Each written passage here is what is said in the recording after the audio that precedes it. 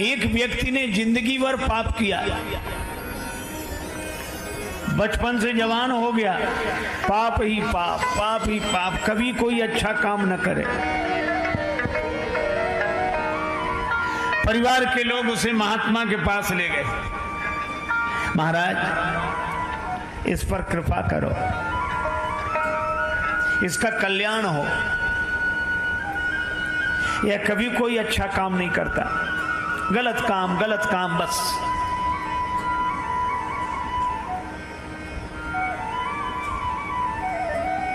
महात्मा ने कहा कोई बात नहीं, हमारे पास छोड़ दो। महात्मा ने उससे कहा कि तुम हमारे साथ रहोगे? बोला साथ रहने में कोई आपत्ति नहीं, पर हमसे भजन के लिए मत कहना। महात्मा बोले क्यों? तो कहने लगा कि भजन की बात सुनते ही हमें सिर दर्द होने लगता है,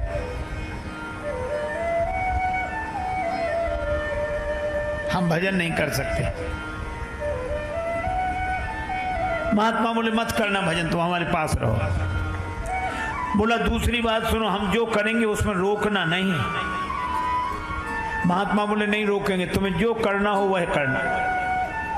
बोला तब तो आराम से आपके साथ रहेंगे। और रहने लगा वो। महात्मा से मित्रता हो गई, उसे जो मन में आवे सो करे और भजन करे नहीं। एक दिन महात्मा उसे ले गए वन में, वह भी घूमते घूमते साथ गया। महात्मा ने कहा कि देखो तुम्हारा हमसे प्रेम है तो एक काम करो, क्या मेरे कहने से एक बार राम कह दो। बोला इससे क्या फायदा? महात्मा बोले फायदे की मत सोच, तू तो राम राम कहे। हम लोगों की आदत है, कभी किसी से कहो कि भैया भजन किया करो, राम राम किया करो, तो लोग तुरंत क्या कहते, इससे क्या फायदा? अच्छा रामायण पढ़ा करो, क्या फायदा? एक महात्मा बार बार कहते भैया राम राम किया करो, तो सामने वाला कहे क्या फायदा? रामायण पढ़ा करो, क्या फायदा? महात्मा परेशान हो गए, तो उन्होंने उससे कहा कि तुम तम्बाकू खाते हो? बोले हाँ खाता हूं। बोले क्या फायदा? बीड़ी पीते हो? बोले हाँ पीते हो। बोले क्या फायदा? बोले ऐसे तो हमने सोचा ही नहीं। महात्मा बोले इतने तुम गलत काम करते हो बिना फायदे की सोचे, तो एक राम नाम ही मिला है जिसके लिए फायदा सोचोगे? क्या बिना फायदे की सोचे राम नाम नहीं कर सकते? इतनी चीजें करते हो बिना फायदे की सोचे, तो राम नाम भी बिना फायदे की सोचे करो।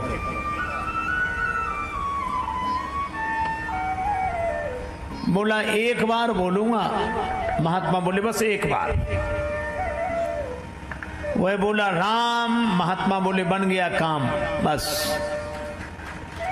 एक मेरी बात और सुन ले। क्या? इस नाम के बदले में कोई कुछ मांगने के लिए कहे तो मांगना मत, कह देना नाम के बदले में जो मिलता हो वो मुझे दे दो, ठीक है? महात्मा ले आए उसे, किसका काम बन गया, इसे जो करना हो करने दो। परिवार वालों ने कहा ठीक है।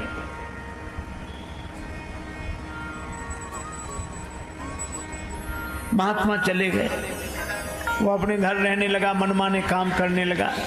लेकिन एक दिन जब वो मरा तो लोग गए कि ये मर गया मर गया। यमदूत उसे यमलोक ले गए, यमराज के सामने।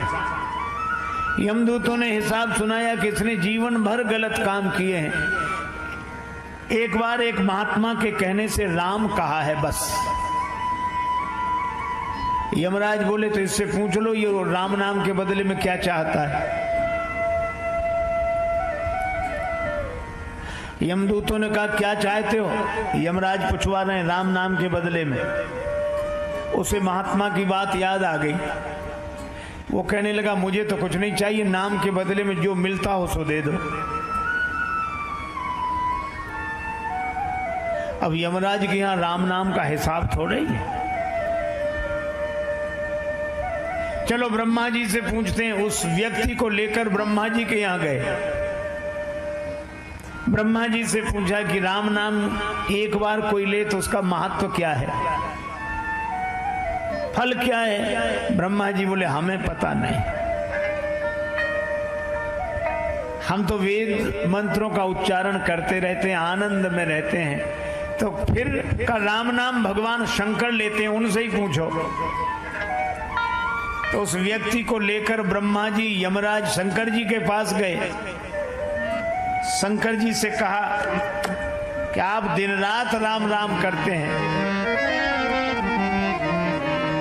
तुम पुनि राम राम दिन राती, आप निरंतर राम राम राम राम राम स्मरण करते हैं, तो एक बार नाम लेने का क्या फल है? शंकर जी ने कहा कि नाम स्मरण तो मैं खूब करता हूं, लेकिन एक बार राम नाम लेने का क्या फल है ये मुझे भी पता नहीं। फिर किससे पूछें? शंकर जी बोले जिनका नाम है उन्हीं के पास चलो। यमराज, ब्रह्मा जी, शंकर जी उस व्यक्ति को लेकर राम जी के पास पहुंचे। राम जी से कहा कि इस व्यक्ति ने जिंदगी भर गलत काम किए, एक बार आपका नाम लिया है, तो आपका एक बार नाम लेने का क्या फल है, इसे वही फल दिया जाए। राम जी बोले नाम तो हमारा ही है, लेकिन फल हमें भी पता नहीं। तब तुलसीदास जी ने लिखा, कहो कहाँ लगी नाम बड़ाई, राम न सकहीं नाम गुण गाय। यहां अपनी इच्छा की प्रधानता होगी, वहां काम होगा और वासना प्रमुख होगी। और जहां अपने प्रेमास्पद की इच्छा में अपनी इच्छा मिला देंगे, वहां प्रेम होगा और उपासना प्रमुख रूप से होगी, भक्ति होगी। इस प्रेम तत्व पर हम लोग इस बार चर्चा कर रहे हैं। यहां दो मन न रह जाएं, इसी को भगवान श्री कृष्ण कहते हैं, भक्त कौन? मन मना भव मद भक्तो मद्याजी माम नमस्कुरु। मन मना भव, दो मन न रह जाए। दो बार हाँ, स्वामी जी महाराज बता रहे कि 2 बार यह बात कही, 2 बार कही है कि हमारा मन और तुम्हारा मन 2 बार कही, एक 9वें में और एक 18वें। देखो कितनी बढ़िया बात। एक स्वामी जी बता रहे हैं कि 9वें अध्याय में कही और 18वें अध्याय में कही, और 9 तो पूर्णांक है और 18 को भी 8 1 जोड़ दो तो 9 ही है, पूर्णांक है, पूर्णता। तो जीवन की आध्यात्मिक पूर्णता कब? जब 2 मन न रह जाए। और यही भगवान राम ने कहा, श्री हनुमान जी से संदेश भिजवाया। अच्छा देखो, प्रेम की बात तो श्री हनुमान जी की थोड़ी सी बात सुने। हनुमान जी गए हैं संदेश लेकर,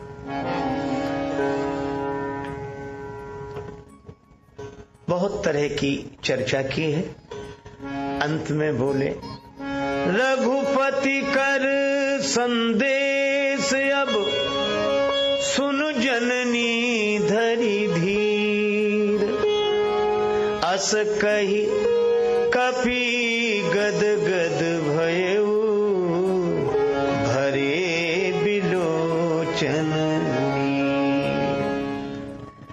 श्री हनुमान जी कह देंगे, माता अब राम जी का संदेश सुनो। और उसके बाद हनुमान जी मौन हो गए। अस कह कपि गदगद भयो, पुलकित हो गए, कंठ अवरुद्ध हो गया, नेत्रों से आंसू बरसने लगे, रोमांचित गात हो गया। किसी ने हनुमान जी से कहा कि बोलते क्यों नहीं हो? हनुमान जी बोले, जिनका संदेश है वही बोले। तो आप बोलने वाले नहीं ना, हम तो बोलने वाले की सूचना देने वाले हैं कि अब राम जी बोलेंगे। बस यह प्रेम की स्थिति है कि मानो हनुमान जी कहते हैं अब हम हैं ही नहीं, राम जी ही है।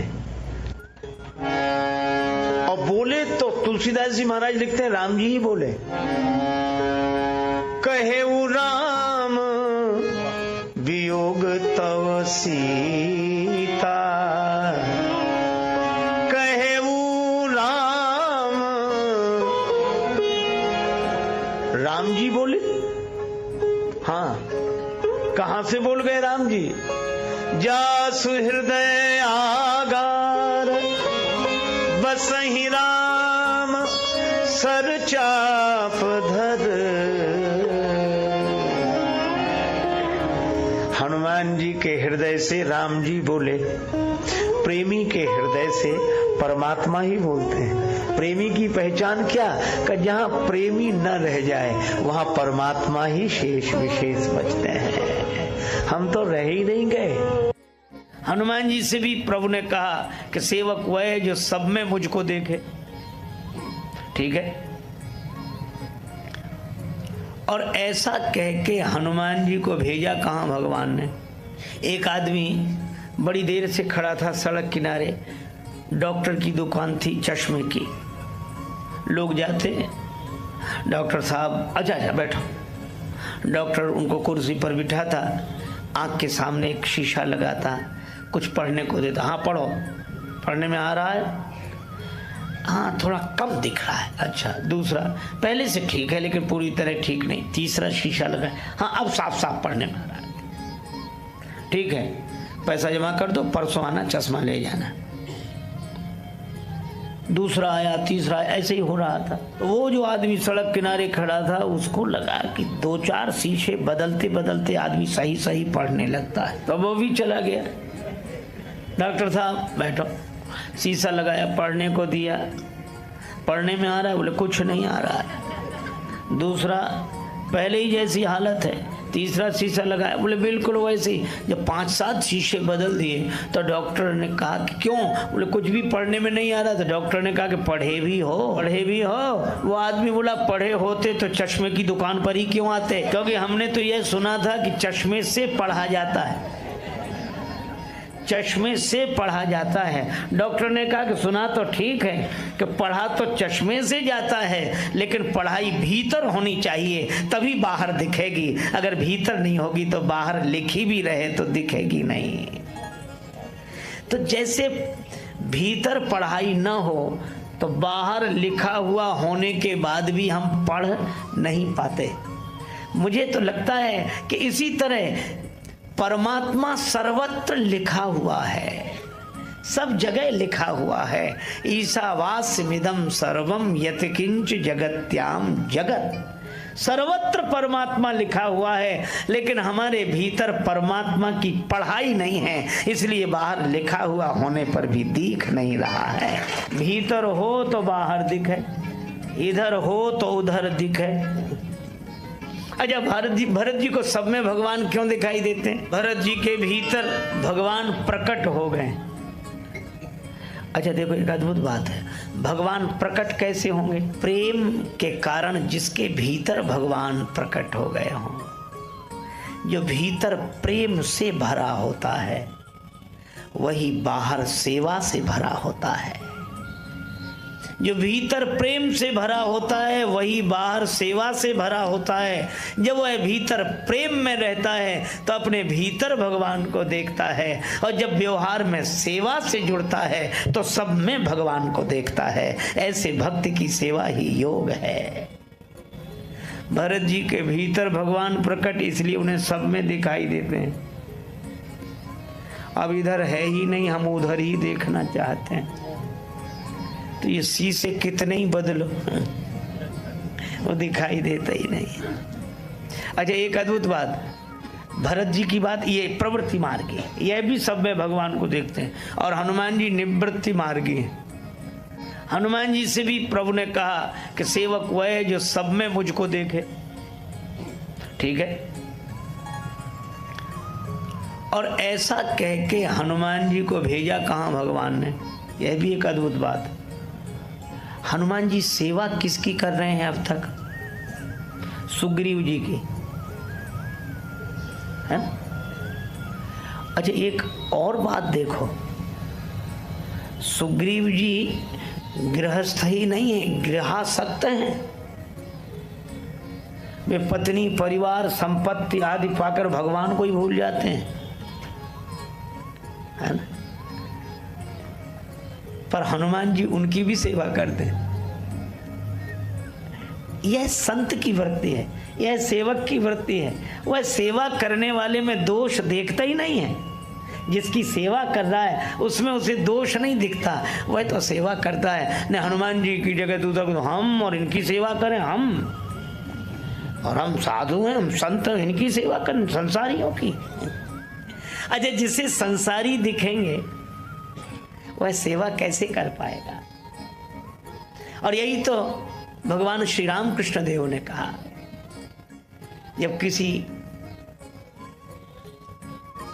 सत्संग के समय श्री चैतन्य महाप्रभु का यह वाक्य, नामे रुचि जीवे दया, इस जीवे दया शब्द को सुनकर ही एकाएक चौंकते हैं। करे तू दया करने वाला कौन, जीव पर दया करने वाला कौन। दया नहीं, सेवा। शिव ज्ञान से जीव सेवा। जीव पर दया हम करें, हम तुच्छ, हम दया करने वाले कौन। हनुमान जी भी सोच सकते थे कि हमारा तो इनसे कोई लेना देना नहीं, बाल बच्चे इनके हैं, परिवार इनके हैं, हमारा कुछ यही नहीं। और कई लोग क्या कहते हैं, हमें यही करना था तो घर ही काहे को छोड़ा। ये तो हम अपने घर में भी कर सकते थे, इसका इलाज कराओ, उसका ये करो, इसका ही, इनके मारे बड़ी मुसीबत। और ये भजन करते नहीं है और हमको भजन के अलावा कोई काम नहीं, हम सेवा करें इनकी। हनुमान जी यह कह सकते हैं। और हनुमान जी तो और जोरदार कि आप नहीं जानते भगवान जितना हम जानते हैं, ये इनको अच्छी तरह जानते हैं। अच्छा, बराबर सुग्रीव जी की सेवा में रहते। किसी ने कहा कि इनकी सेवा कर रहे हो, इनकी। अच्छा, हनुमान जी क्यों कर रहे हैं? हनुमान जी इसलिए कर रहे हैं क्योंकि उनके गुरुदेव ने कहा, सूर्य भगवान ने, कि सुग्रीव हमारे अंश से हैं, तो तुम उनकी रक्षा करना, तुम उनकी सेवा करना। ये गुरुदेव का वचन है। तो क्या खींच जाएंगे, क्या बताएं, वो तो गुरु जी ने कहा है, सो करना ही है। लेकिन हमको तो ये आदमी ठीक नहीं लगता जो इसकी सेवा। पर यहाँ बड़ा सुंदर संकेत है। गुरुदेव ने केवल यह नहीं कहा कि इनकी सेवा करना, गुरुदेव ने यह भी कहा कि यह हमारे अंश हैं। सूर्य भगवान के अंश से ही सुग्रीव जी हैं। अच्छा, अब यही बात तो स्वामी जी ने चरितार्थ की है सेवा योग के रूप में। उनके गुरुदेव ने, भगवान श्री राम कृष्ण देव ने यही तो कहा, सेवा। अच्छा, सेवा तो करें, पर क्या मानकर करें? शिव ज्ञान से जीव सेवा। और गुरुदेव शिव स्वरूप हैं। वंदे बोधमयम नित्यम गुरुम शंकर रूपिणम। शिव स्वरूप हैं। गुरुर्ब्रह्मा गुरुर्विष्णु गुरुर्देवो महेश्वरा। अच्छा, गुरुदेव को भगवान तो हम लोग कहते ही हैं, गुरुदेव भगवान। और गुरुदेव भगवान कह रहे हैं कि अगर हमें भगवान समझते हो तो हम जिनकी सेवा के लिए तुम्हें भेज रहे हैं, वे चाहे संसारी हों, परिवारी हों, कैसे भी हों, तुम उन्हें हमारा अंश समझकर ही सेवा करना। यही तो शिव ज्ञान से जीव सेवा का संदेश है। और हनुमान जी ने यही माना। गुरुदेव ने कहा है कि ये जिस तरह रह रहे हैं उसे तुम मत देखना, तुम तो इन्हें हमारा स्वरूप मानकर सेवा करना। और हनुमान जी ने तो सेवक कौन? जो विषयासक्त में भी दोष न देखे, उसकी आवश्यकता के अनुसार गुरु जी की आज्ञा समझकर और भगवत पूजा समझकर सेवा करे, वही सच्चा सेवक है। सो अनन्य। और ऐसे व्यक्ति की सेवा ही योग बनती है, जिसे व्यक्ति में दोष नहीं, व्यक्ति में भगवान दिखाई देते हों। हनुमान जी से और संत होकर सेवा करते। अब तो हे भगवान, कोई संत होकर सेवा करे तो कई लोग तो संत ही मानने के लिए तैयार नहीं। ये लोग भी फालतू के काम में लगे रहते हैं, सवेरे से लेकर शाम तक।